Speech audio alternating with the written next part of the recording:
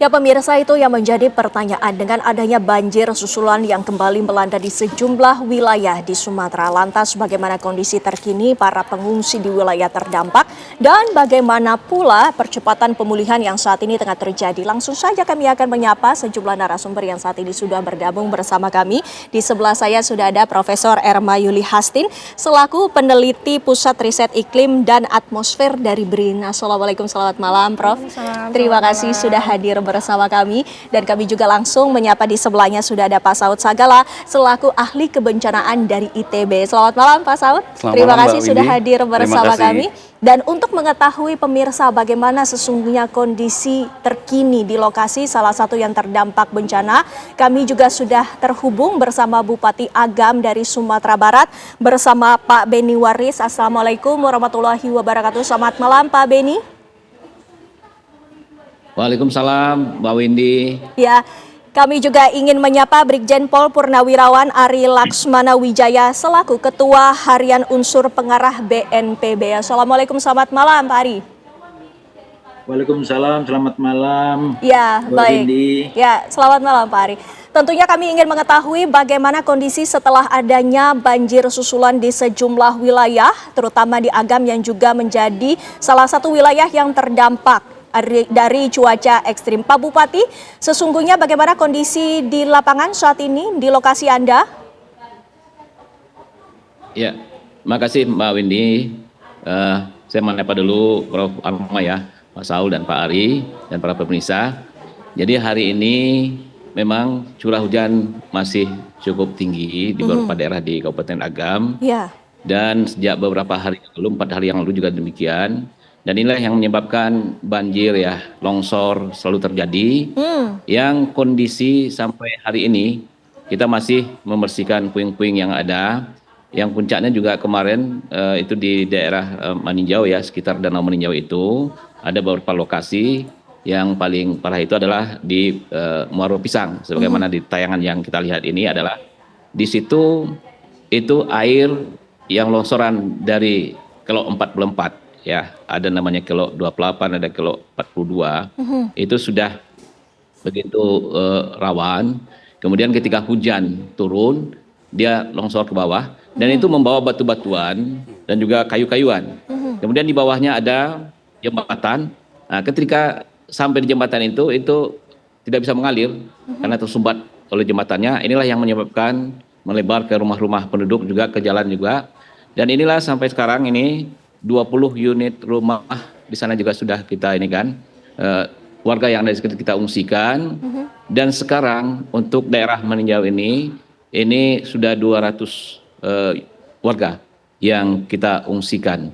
Baik. Di sekolah dan di masjid-masjid yang ada di sana. Namun sekarang jalan sudah bisa kita lewati untuk menembus Lubuk Basung Bukit Tinggi.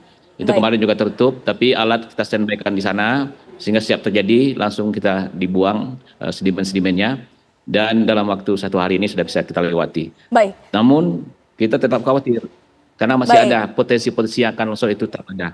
Baik. Karena sudah hujan. Baik. Jadi Pak tadi Bupati juga ya.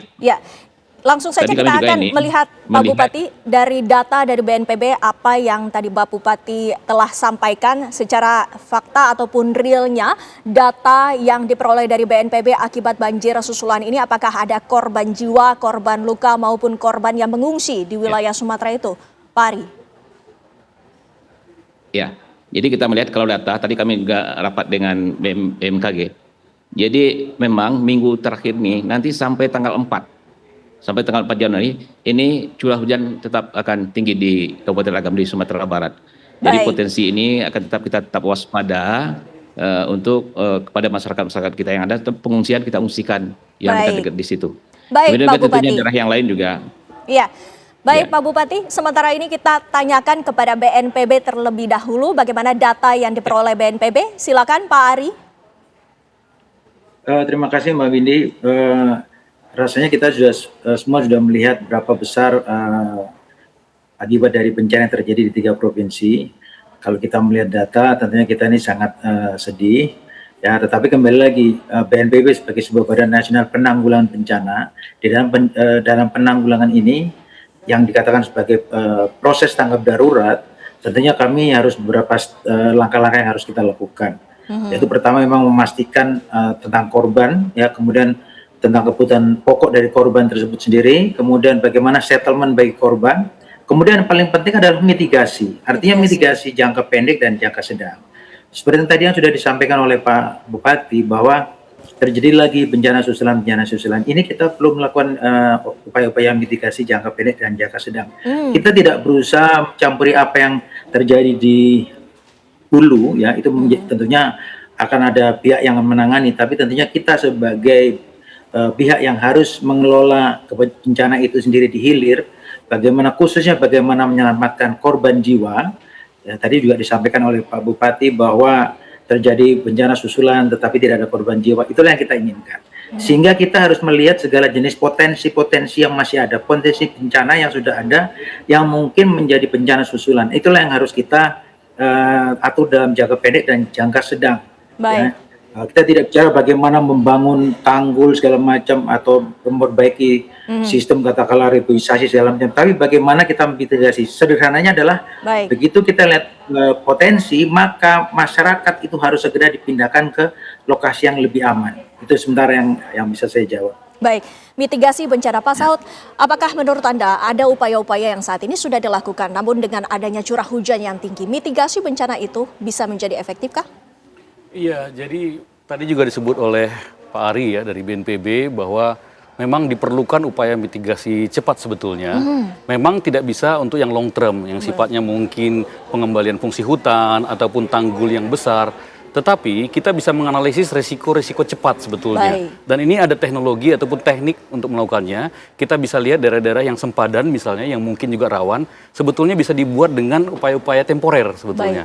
Jadi itu bisa dilakukan. Yang kedua, jangan lupa ada peta resiko bencananya. Jadi itu perlu diinformasikan kepada pemerintah daerah, kepada masyarakat, sehingga tahu ketika ada tanda-tanda tadi, masyarakat bisa ke daerah yang resikonya lebih rendah. Seperti itu. Baik, dan Prof. Erma, sampai dengan saat ini curah hujan ini masih tinggi. Berdasarkan prediksi dari cuaca ini seperti apa? Ya, saya kira tadi sudah disebutkan juga bahwa sampai tanggal 4, tanggal 5 Januari, wilayah di Sumatera bagian barat ini, juga utara itu masih akan mengalami curah hujan yang tinggi. Itu kalau kita bicara jangka yang sangat pendek ya. Tapi ketika kita lihat coba dalam waktu 1 bulan ke depan seperti apa, potensi secondary peak. Secondary peak itu adalah puncak yang kedua dari situasi potensi ekstrim yang bisa terjadi di area seluruh barat, Sumatera bagian barat dan utara, itu masih akan bisa terjadi pada Januari dasarian ketiga. Artinya ini mesti dipersiapkan. Tadi bicara kita middle term-nya gitu ya, jangka menengahnya juga mesti ada kan. Karena ini ternyata belum kelar sepenuhnya. Walaupun fenomenanya tuh bukan itu lagi. Fenomenanya memang bukan senyar lagi, bukan siklon lagi. Bukan siklon lagi ya. Tapi ada fenomena yang baru lagi. Maksudnya adalah ada pusaran lagi yang bisa terbentuk di dekat Sumatera bagian utara itu. Tapi itu nanti Januari kan. Jadi tapi kan kita mesti persiapkan juga gitu kalau kita bicara mitigasi. Nah tadi saya sepakat bahwa peta resiko atau apapun bentuknya hazard map itu mesti ada. Bahkan itu harus multi. Jadi hazardnya ini harus dilihat dari potensi banjir flood-nya, kemudian longsornya, landslide, dan juga mungkin earthquake juga perlu di situ. Nah itu saya kira kita harus mengembangkan konsep itu dan menerapkan berbagai cara ya, teknik dan teknologinya seperti apa supaya kita bisa membuat secara cepat peta resiko yang mesti kita hadapi di bulan Januari ini gitu. Karena belum finish curah hujannya. Iya, Pak Saud. Saya menambahkan, tadi mungkin belum saya sebutkan, terjadi pendangkalan sungai, sedimentasi. Yang ini kita lupa bahwa sebetulnya terjadi pendangkalan, terjadi penyumbatan oleh material-material. Saya sebut tidak hanya gelondongan, ada batu, ada lumpur, ada material lain. Ini juga perlu segera ditangani, apakah bisa dikurangi, diperlancar, karena ini membantu juga sehingga genangannya tidak langsung mudah meluap ke permukiman ataupun lokasi-lokasi yang membahayakan. Baik. Nanti Pak Bupati kami ingin menanyakan kepada Anda bagaimana selanjutnya, apakah dari pihak daerah sudah memiliki peta dari bencana ini. Nanti kita bahas sesaat lagi.